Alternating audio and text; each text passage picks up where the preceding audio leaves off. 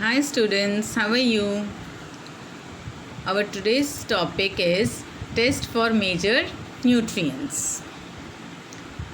As we already learned, nutrients are components of food that provide energy to the body. 5 major nutrients are present in the food we eat. These include carbohydrates, fats, proteins, vitamins and minerals. But how can we find out that a particular food item is rich in which nutrient? The presence of carbohydrates, fats and proteins can be tested by performing simple experiments. Let us learn how these tests are carried out and what materials are required to perform them. For these experiments, we need dilute solutions of iodine, copper sulfate and caustic soda. First, let's see test for carbohydrates.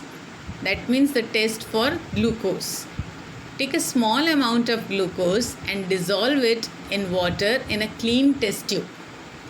To this solution, add 5 to 6 drops of mixture of copper sulfate, sodium hydroxide and tartaric acid and heat for about 2 minutes.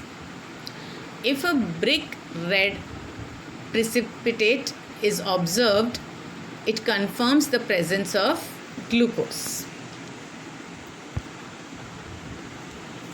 Now test for starch. To prepare a dilute solution of iodine, a few drops of tincture iodine are added to a test tube half filled with water. When the dilute solution of iodine is added to food items containing starch, example raw potato, the color of food item changes to blue, which indicates the presence of starch.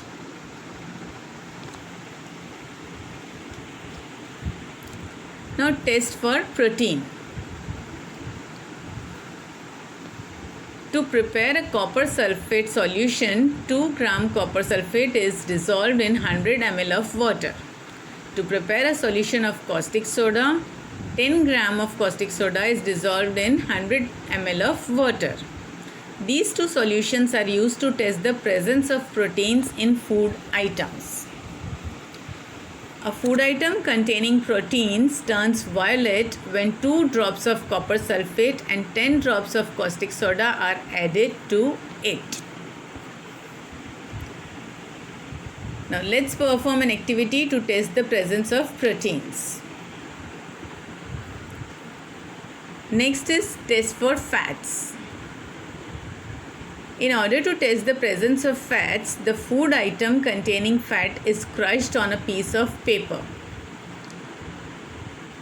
This paper is then dried and viewed against light. You will observe that the crushed food leaves an oily patch on the paper, making it translucent, that is light, is faintly visible through it. This confirms the presence of fats in the food item. Now let us perform a test to find the presence of fats in a food item. Take a few groundnuts and wrap them in a piece of paper. Crush them in such a way that the paper is not torn. Let the paper dry and then hold the paper against light. Now what do you observe? An oily patch is formed on the portion of the paper where the nuts were crushed. You will observe that light can faintly pass through this oily patch, confirming the presence of fats. That's all for the today. We will soon meet with the last topic of this chapter. Till then, stay home, stay safe. Bye-bye. Take care.